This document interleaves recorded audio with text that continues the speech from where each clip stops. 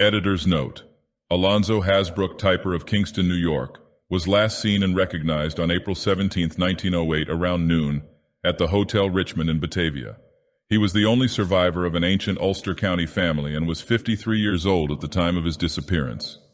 Mr. Typer was educated privately and at Columbia and Heidelberg universities.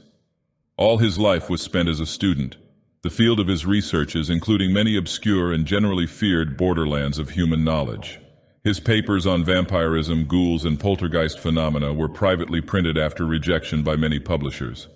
He resigned from the Society for Psychical Research in 1902 after a series of peculiarly bitter controversies.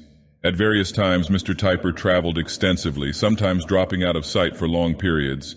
He is known to have visited obscure spots in Nepal, India, Tibet, and Indochina, and passed most of the year 1899 on mysterious Easter Island.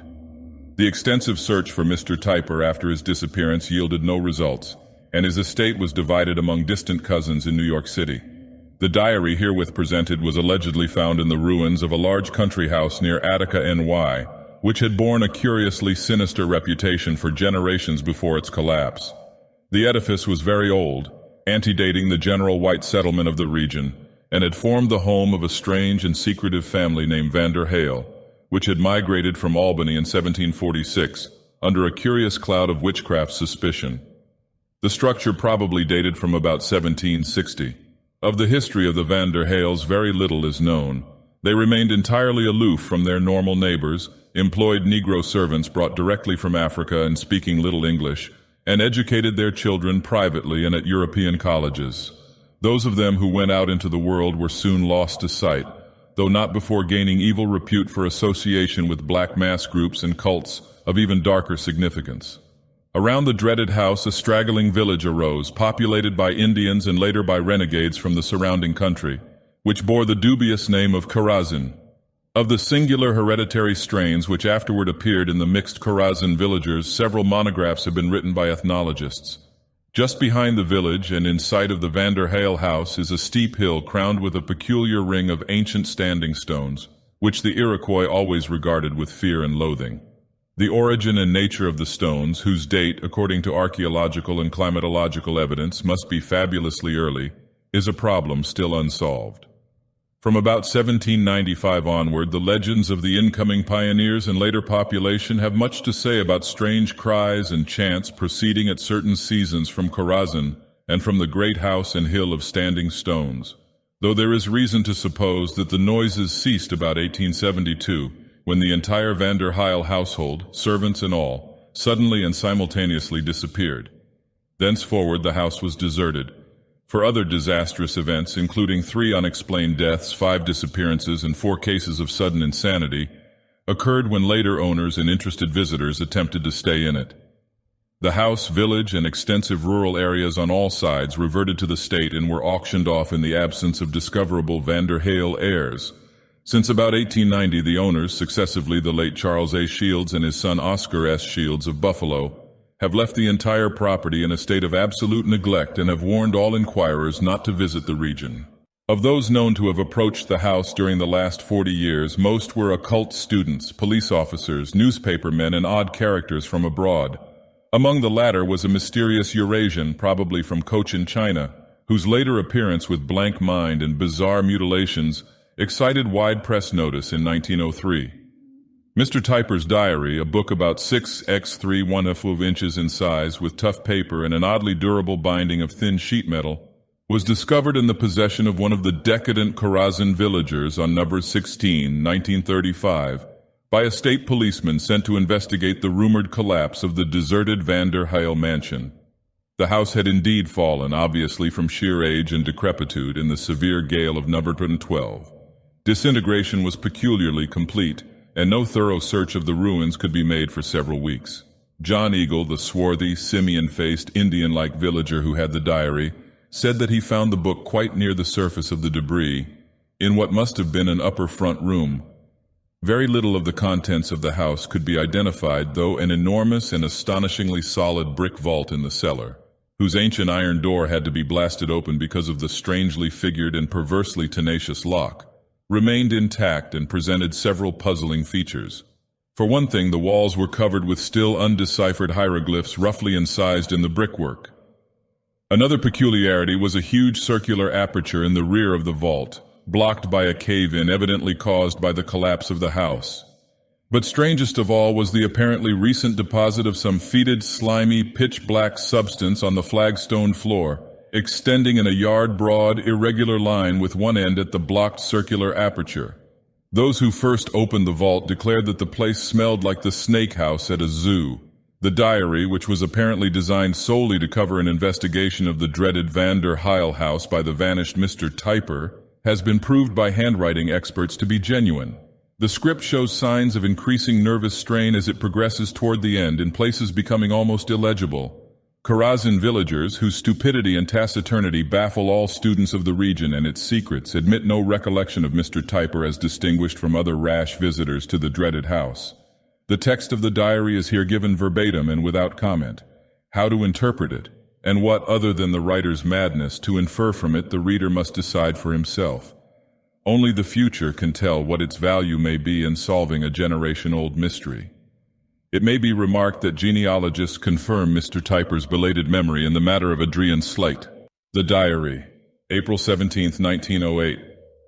Arrived here about 6 p.m., had to walk all the way from Attica in the teeth of an oncoming storm, for no one would rent me a horse or rig, and I can't run an automobile. This place is even worse than I had expected, and I dread what is coming, even though I long at the same time to learn the secret. All too soon will come the night, the old Walpurgis Sabbath horror, and after that time in Wales I know what to look for. Whatever comes, I shall not flinch. Prodded by some unfathomable urge, I have given my whole life to the quest of unholy mysteries. I came here for nothing else, and will not quarrel with fate. It was very dark when I got here, though the sun had by no means set. The storm clouds were the densest I had ever seen, and I could not have found my way but for the lightning flashes. The village is a hateful little backwater, and its few inhabitants no better than idiots. One of them saluted me in a queer way as if he knew me.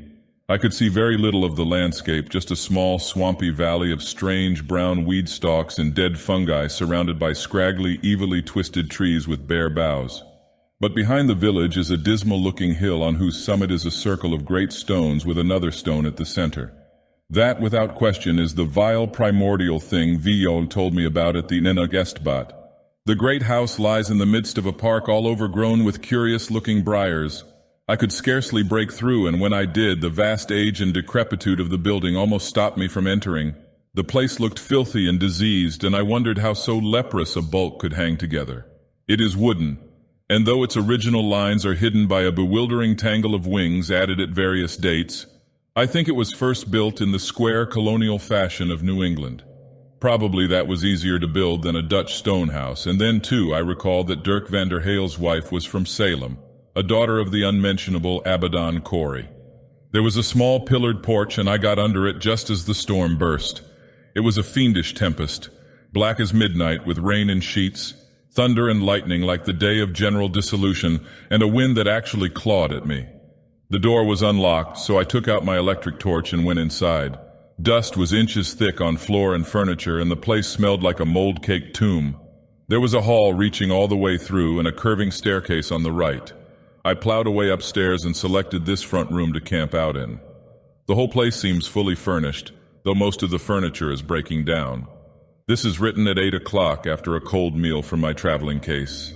After this, the village people will bring me supplies, though they won't agree to come any closer than the ruins of the park gate until, as they say, later. I wish I could get rid of an unpleasant feeling of familiarity with this place. Later, I am conscious of several presences in this house. One in particular is decidedly hostile toward me, a malevolent will which is seeking to break down my own and overcome me. I must not countenance this for an instant, but must use all my forces to resist it. It is appallingly evil and definitely non-human.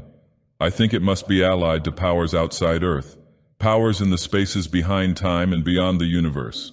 It towers like a colossus, bearing out what is said in the Aklo writings. There is such a feeling of vast size connected with it that I wonder these chambers can contain its bulk, and yet it has no visible bulk. Its age must be unutterably vast, shockingly, indescribably so. April 18th. Slept very little last night. At 3 a.m., a strange creeping wind began to pervade the whole region, ever rising until the house rocked as if in a typhoon. As I went down the staircase to see to the rattling front door, the darkness took half-visible forms in my imagination.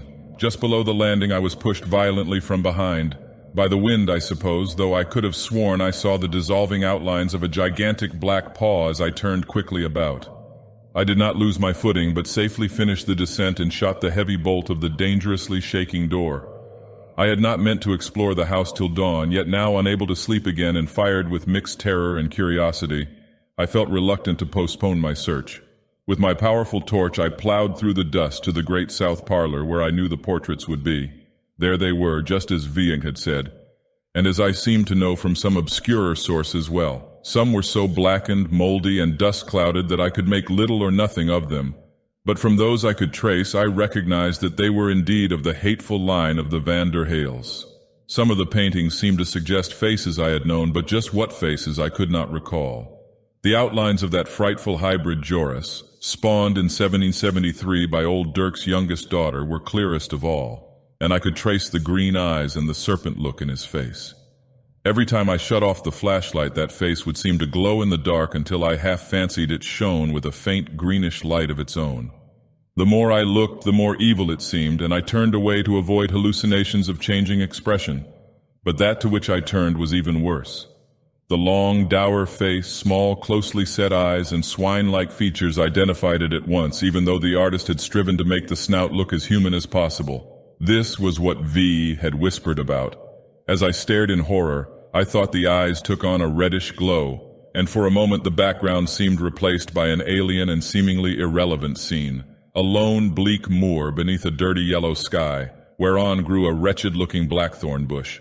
Fearing for my sanity, I rushed from that accursed gallery to the dust-cleared corner upstairs where I have my camp. Later decided to explore some of the labyrinthine wings of the house by daylight. I cannot get lost, for my footprints are distinct in the ankle-deep dust, and I can trace other identifying marks when necessary. It is curious how easily I learned the intricate windings of the corridors.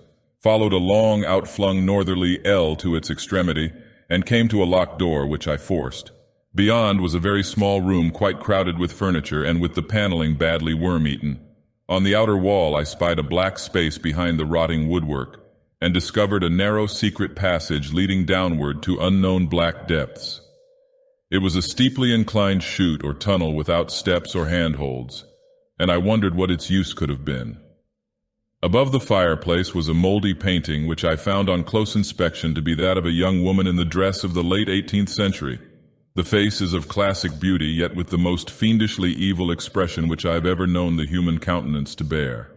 Not merely callousness, greed, and cruelty, but some quality hideous beyond human comprehension seems to sit upon those finely carved features, and as I looked it seemed to me that the artist, or the slow processes of mold and decay, had imparted to that pallid complexion a sickly greenish cast, and the least suggestion of an almost imperceptibly scaly texture. Later I ascended to the attic, where I found several chests of strange books, many of utterly alien aspect in letters and in physical form alike. One contained variants of the Aklo formulae which I had never known to exist. I have not yet examined the books on the dusty shelves downstairs. April 19th. There are certainly unseen presences here, even though the dust as yet bears no footprints but my own. Cut a path through the briars yesterday to the park gate where my supplies are left, but this morning I found it closed. Very odd, since the bushes are hardly stirring with spring sap. Again I had that feeling of something at hand so colossal that the chambers can scarcely contain it. This time I feel more than one of the presences is of such a size, and I know now that the third Aklo ritual, which I found in that book in the attic yesterday, would make such beings solid and visible. Whether I shall dare to try this materialization remains to be seen. The perils are great. Last night I began to glimpse evanescent shadow faces and forms in the dim corners of the halls and chambers. Faces and forms so hideous and loathsome that I dare not describe them. They seem allied in substance to that titanic paw which tried to push me down the stairs night before last, and must of course be phantoms of my disturbed imagination. What I am seeking would not be quite like these things. I have seen the paw again, sometimes alone and sometimes with its mate, but I have resolved to ignore all such phenomena. Early this afternoon I explored the cellar for the first time, descending by a ladder found in a storeroom since the wooden steps had rotted away. The whole place is a mass of nitrous incrustations with amorphous mounds marking the spots where various objects have disintegrated. At the farther end is a narrow passage which seems to extend under the northerly L, where I found the little locked room, and at the end of this is a heavy brick wall with a locked iron door. Apparently belonging to a vault of some sort, this wall and door bear evidences of 18th century workmanship and must be contemporary with the oldest additions to the house, clearly pre-revolutionary. On the lock, which is obviously older than the rest of the ironwork, are engraved certain symbols which I cannot decipher. V had not told me about this vault. It fills me with a greater disquiet than anything else I have seen, for every time I approach it, I have an almost irresistible impulse to listen for something. Hitherto, no untoward sounds have marked my stay in this malign place. As I left the cellar, I wished devoutly that the steps were still there, for my progress up the ladder seemed maddeningly slow. I do not want to go down there again, and yet some evil genius urges me to try it at night if I would learn what is to be learned. April 20th. I have sounded the depths of horror only to be made aware of still lower depths. Last night the temptation was too strong, and in the black small hours I descended once more into that nitrous hellish cellar with my flashlight, tiptoeing among the amorphous heaps to that terrible brick wall and locked door. I made no sound and refrained from whispering any of the incantations I knew, but I listened with mad intentness. At last I heard the sounds from beyond those barred plates of sheet iron, the menacing padding and muttering as of gigantic night things within.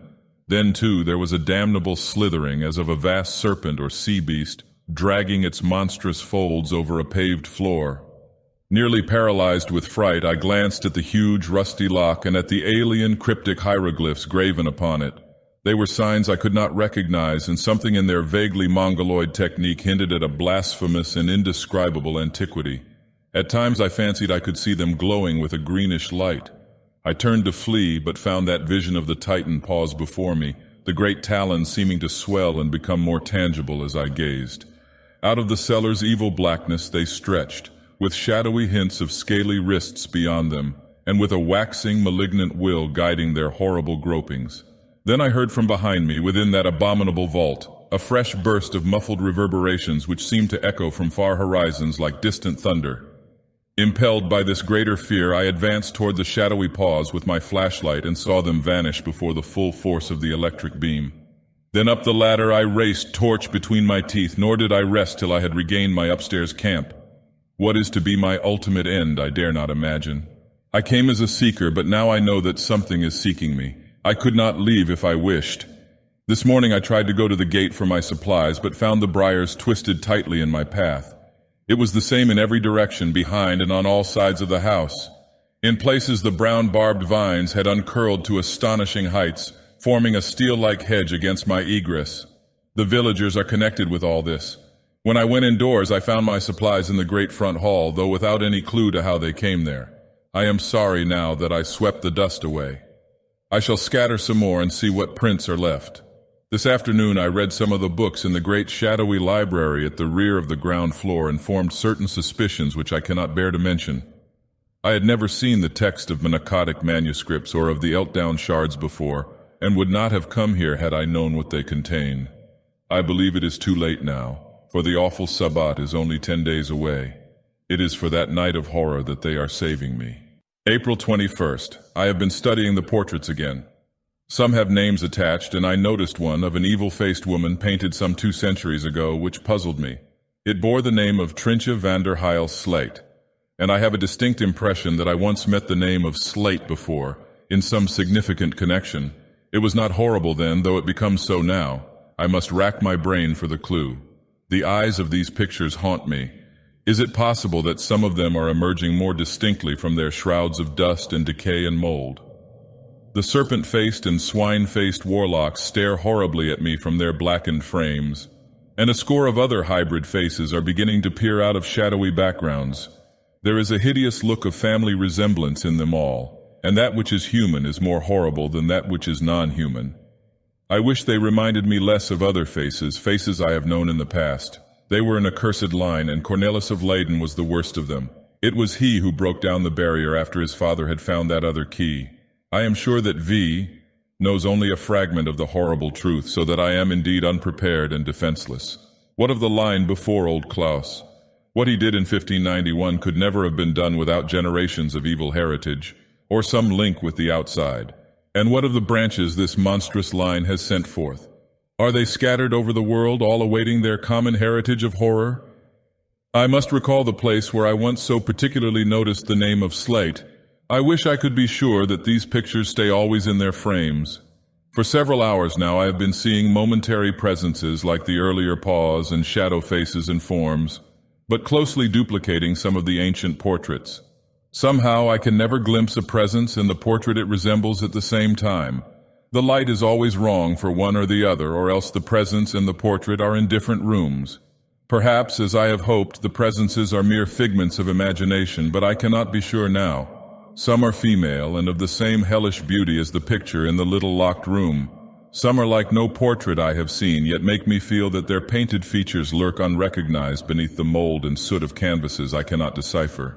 A few, I desperately fear, have approached materialization in solid or semi-solid form, and some have a dreadful and unexplained familiarity. There is one woman who in fell loveliness excels all the rest. Her poisonous charms are like a honeyed flower growing on the brink of hell. When I look at her closely, she vanishes, only to reappear later. Her face has a greenish cast, and now and then I fancy I can spy a suspicion of the squamos in its smooth texture. Who is she? Is she that being who must have dwelt in the little locked room a century and more ago? My supplies were again left in the front hall. That clearly is to be the custom. I had sprinkled dust about to catch footprints, but this morning the whole hall was swept clean by some unknown agency. April 22nd. This has been a day of horrible discovery. I explored the cobwebbed attic again and found a carved, crumbling chest, plainly from Holland, full of blasphemous books and papers far older than any hitherto encountered here. There was a Greek Necronomicon, a Norman-French Livre des Bonnes, and a first edition of old Ludwig Prins de Vermis Mysterious. But the old bound manuscript was the worst. It was in low Latin and full of the strange, crabbed handwriting of Klaus van der Heil, being evidently the diary or notebook kept by him between 1560 and 1580. When I unfastened the blackened silver clasp and opened the yellowed leaves, a colored drawing fluttered out, the likeness of a monstrous creature resembling nothing so much as a squid, beaked and tentacled, with great yellow eyes and with certain abominable approximations to the human form in its contours. I had never before seen so utterly loathsome and nightmarish a form. On the paws, feet, and head tentacles were curious claws, reminding me of the colossal shadow shapes which have groped so horribly in my path, while the entity as a whole sat upon a great throne-like pedestal inscribed with unknown hieroglyphs of vaguely Chinese cast. About both writing and image there hung an air of sinister evil so profound and pervasive that I could not think it the product of any one world or age. Rather must that monstrous shape be a focus for all the evil in unbounded space, throughout the eons past and to come, and those eldritch symbols be vile sentient icons endowed with a morbid life of their own, and ready to wrest themselves from the parchment for the reader's destruction. To the meaning of that monster and of those hieroglyphs I had no clue, but I knew that both had been traced with a hellish precision and for no nameable purpose. As I studied the leering characters, their kinship to the symbols on that ominous lock in the cellar became more and more manifest. I left the picture in the attic, for never could sleep come to me with such a thing nearby. All the afternoon and evening I read in the manuscript book of old Klaus van der Heil, and what I read will cloud and make horrible whatever period of life lies ahead of me. The genesis of the world and of previous worlds unfolded itself before my eyes. I learned of the city Shambhala built by the Lemurians 50 million years ago, yet inviolate still behind its walls of psychic force in the eastern desert. I learned of the Book of Xian, whose first 6 chapters antedate the earth, and which was old when the lords of Venus came through space in their ships to civilize our planet.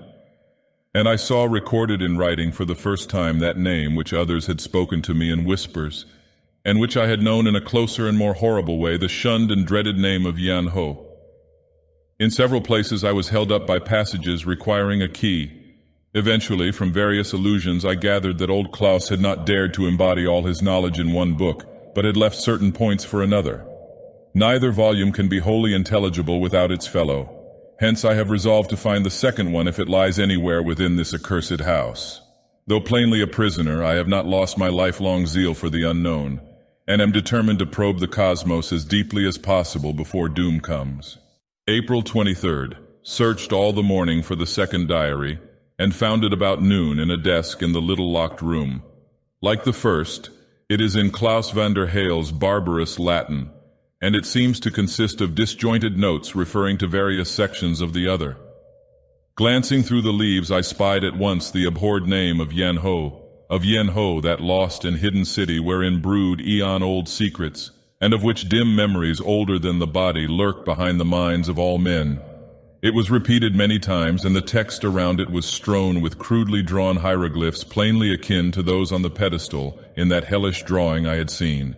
Here clearly lay the key to that monstrous tentacled shape and its forbidden message. With this knowledge, I ascended the creaking stairs to the attic of cobwebs and horror. When I tried to open the attic door, it stuck as never before.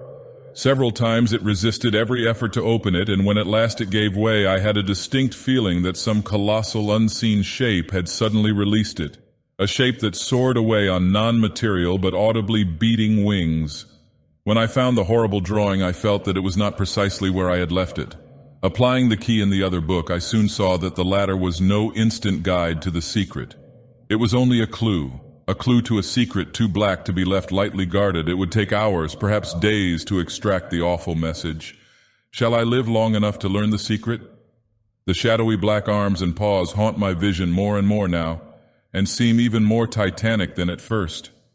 Nor am I ever long free from those vague, unhuman presences whose nebulous bulk seems too vast for the chambers to contain. And now and then the grotesque, evanescent faces and forms, and the mocking portrait shapes troop before me in bewildering confusion. Truly, there are terrible primal arcana of earth which had better be left unknown and unevoked, dread secrets which have nothing to do with man, and which man may learn only in exchange for peace and sanity, cryptic truths which make the knower ever more an alien among his kind, and cause him to walk alone on earth.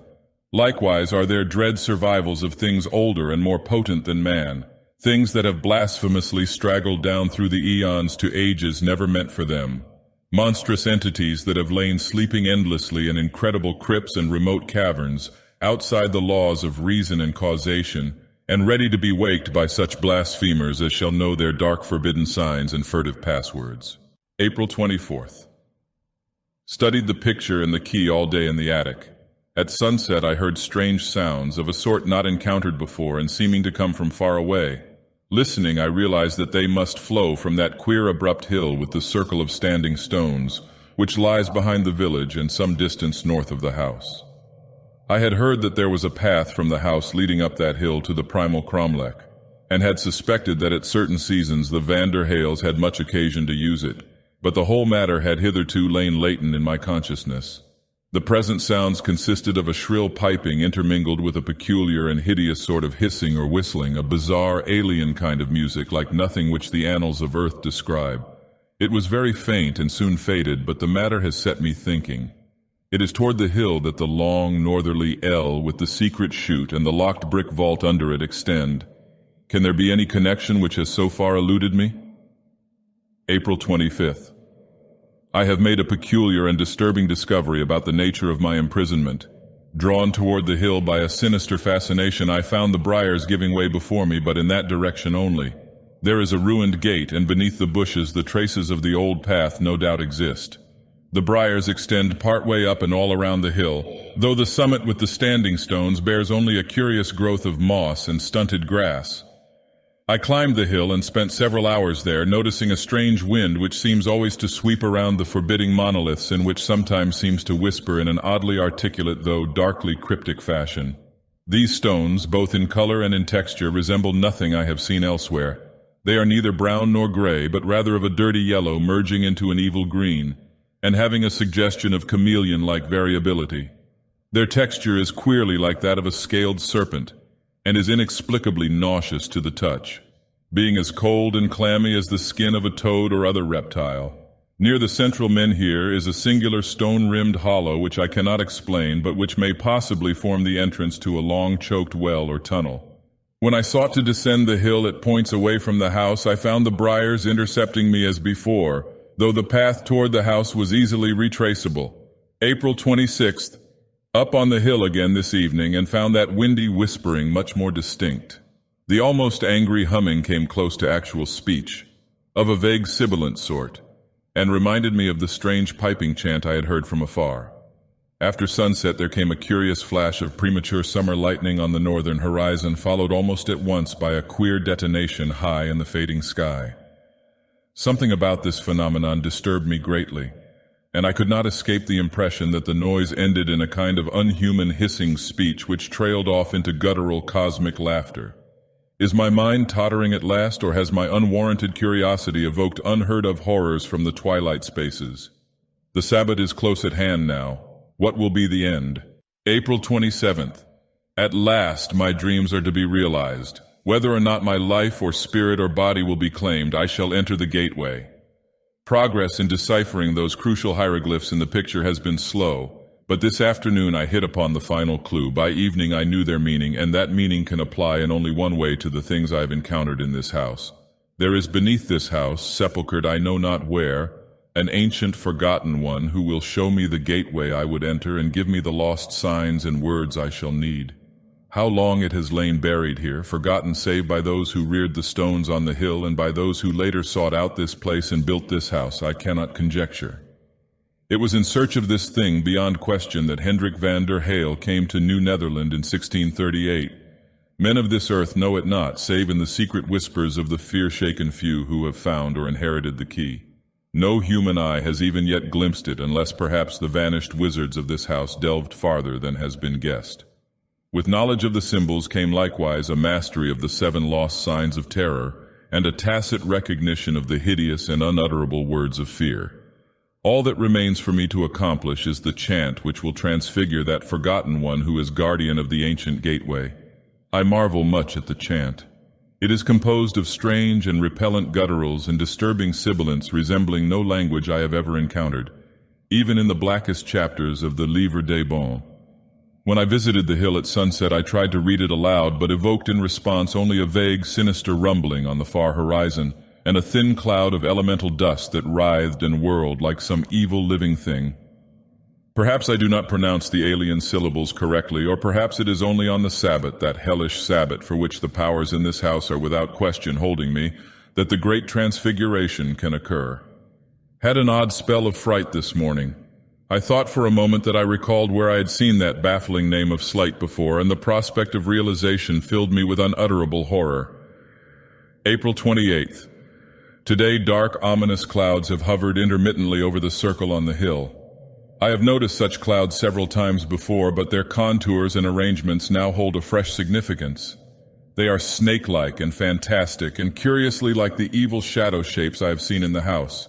They float in a circle around the primal cromlech, revolving repeatedly as though endowed with a sinister life and purpose. I could swear, too, that they give forth an angry murmuring. After some 15 minutes, they sail slowly away, ever to the eastward, like the units of a straggling battalion. Are they indeed those dread ones whom Solomon knew of old, those giant black beings whose number is legion and whose tread doth shake the earth? I have been rehearsing the chant that will transfigure the nameless thing, yet strange fears assail me even when I utter the syllables under my breath. Piecing all evidence together, I have now discovered that the only way to it is through the locked cellar vault.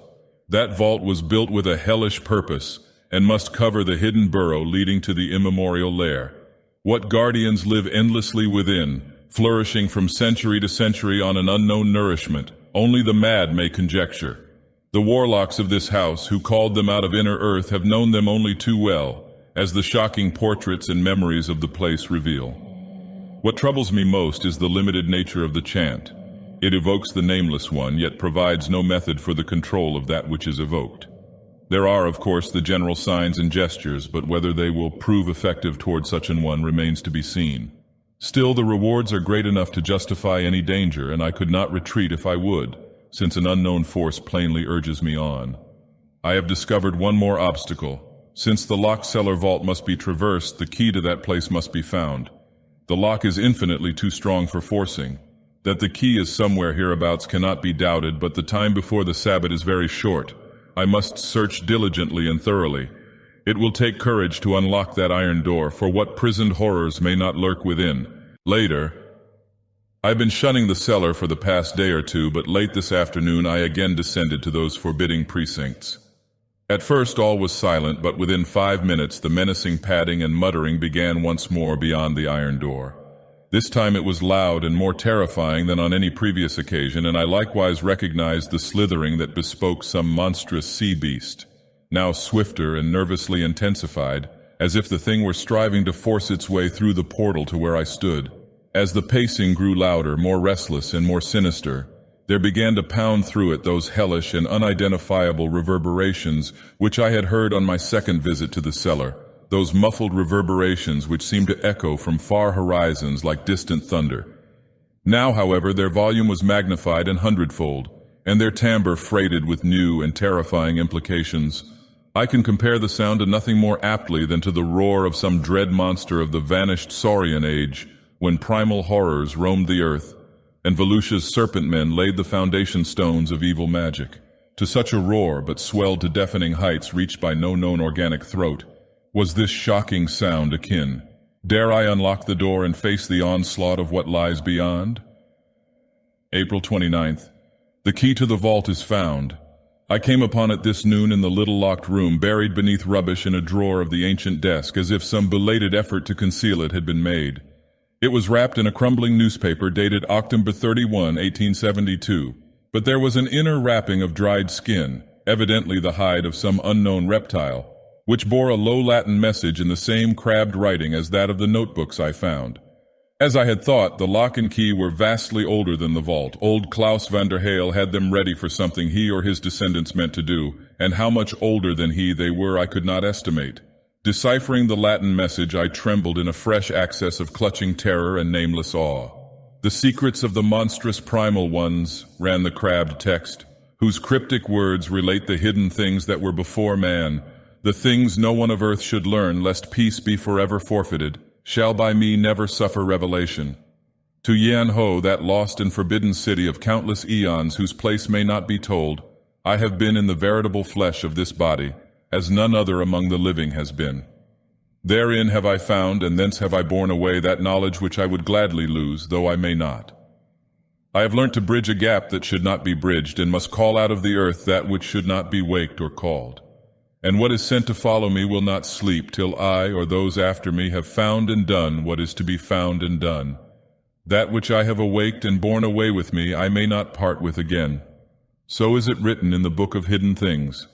That which I have willed to be has twined its dreadful shape around me, and if I live not to do the bidding, around those children born and unborn who shall come after me, until the bidding be done. Strange may be their joinings, and awful the aid they may summon till the end be reached. Into lands unknown and dim must the seeking go, and a house must be built for the outer guardians. This is the key to that lock which was given me in the dreadful eon-old and forbidden city of Yan Ho, the lock which I or mine must place upon the vestibule of that which is to be found. And may the lords of Yadith succor me, or him, who must set that lock in place or turn the key thereof. Such was the message, a message which, once I had read it, I seemed to have known before. Now as I write these words, the key is before me. I gaze on it with mixed dread and longing, and cannot find words to describe its aspect. It is of the same unknown, subtly greenish frosted metal as the lock, a metal best compared to brass tarnished with verdigris. Its design is alien and fantastic, and the coffin-shaped end of the ponderous bulk leaves no doubt of the lock it was meant to fit. The handle roughly forms a strange, non-human image, whose exact outlines and identity cannot now be traced. Upon holding it for any length of time, I seem to feel an alien, anomalous life in the cold metal, a quickening or pulsing too feeble for ordinary recognition. Below the eidolon is graven a faint eon-worn legend in those blasphemous Chinese-like hieroglyphs I have come to know so well. I can make out only the beginning, the words, "My vengeance lurks," before the text fades to indistinctness. There is some fatality in this timely finding of the key, for tomorrow night comes the hellish Sabbath. But strangely enough, amidst all this hideous expectancy, that question of the slate name bothers me more and more. Why should I dread to find it linked with the Van der Heils? Walpurgis Eve, April 30th. The time has come. I waked last night to see the sky glowing with a lurid greenish radiance, that same morbid green which I have seen in the eyes and skin of certain portraits here, on the shocking lock and key, on the monstrous menhirs of the hill, and in 1,000 other recesses of my consciousness. There were strident whispers in the air, sibilant whistlings like those of the wind around that dreadful cromlech. Something spoke to me out of the frore ether of space, and it said, "The hour falls." It is an omen, and I laugh at my own fears. Have I not the dread words and the 7 lost signs of terror, the power coercive of any dweller in the cosmos or in the unknown darkened spaces? I will no longer hesitate. The heavens are very dark, as if a terrific storm were coming on, a storm even greater than that of the night when I reached here nearly a fortnight ago. From the village, less than a mile away, I hear a queer and unwanted babbling. It is as I thought. These poor, degraded idiots are within the secret and keep the awful Sabbath on the hill. Here in the house the shadows gather densely. In the darkness the key before me almost glows with a greenish light of its own. I've not yet been to the cellar. It is better that I wait, lest the sound of that muttering and padding, those slitherings and muffled reverberations, unnerve me before I can unlock the fateful door. Of what I shall encounter and what I must do, I have only the most general idea. Shall I find my task in the vault itself, or must I burrow deeper into the nighted heart of our planet? There are things I do not yet understand, or at least prefer not to understand, despite a dreadful, increasing, and inexplicable sense of bygone familiarity with this fearsome house. That chute, for instance, leading down from the little locked room, but I think I know why the wing with the vault extends toward the hill. 6 p.m. Looking out the north windows, I can see a group of villagers on the hill. They seem unaware of the lowering sky and are digging near the great central menhir. It occurs to me that they are working on that stone-rimmed hollow place which looks like a long choked tunnel entrance. What is to come? How much of the olden Sabbath rites have these people retained? That key glows horribly. It is not imagination. Dare I use it as it must be used? Another matter has greatly disturbed me. Glancing nervously through a book in the library, I came upon an ampler form of the name that has teased my memory so sorely, Trintia, wife of Adrienne Slate. The Adrienne leads me to the very brink of recollection. Midnight horror is unleashed, but I must not weaken. The storm has broken with pandemoniac fury, and lightning has struck the hill 3 times, yet the hybrid, malformed villagers are gathering within the cromlech. I can see them in the almost constant flashes. The great standing stones loom up shockingly and have a dull green luminosity that reveals them even when the lightning is not there. The peals of thunder are deafening, and everyone seems to be horribly answered from some indeterminate direction. As I write, the creatures on the hill have begun to chant and howl and scream in a degraded half-simian version of the ancient ritual. Rain pours down like a flood, yet they leap and emit sounds in a kind of diabolic ecstasy. Ea, Shub-Niggurath, the goat with 1,000 young. But the worst thing is within the house. Even at this height I have begun to hear sounds from the cellar. It is the padding and muttering and slithering and muffled reverberations within the vault. Memories come and go. That name of Adrienne Slate pounds oddly at my consciousness. Dirk van der Heil's son-in-law, his child old Dirk's granddaughter, and Abaddon Corey's great-granddaughter, later. Merciful God. At last I know where I saw that name. I know and am transfixed with horror. All is lost. The key has begun to feel warm as my left hand nervously clutches it. At times that vague quickening or pulsing is so distinct that I can almost feel the living metal move. It came from Yian Ho for a terrible purpose, and to me, who all too late know the thin stream of van der Heil blood that trickles down through the slates into my own lineage, has descended the hideous task of fulfilling that purpose. My courage and curiosity wane. I know the horror that lies beyond that iron door. What if Klaus van der Heil was my ancestor? Need I expiate his nameless sin? I will not, I swear I will not. Writing here grows indistinct. Too late, cannot help self, black paws materialize, am dragged away toward the cellar.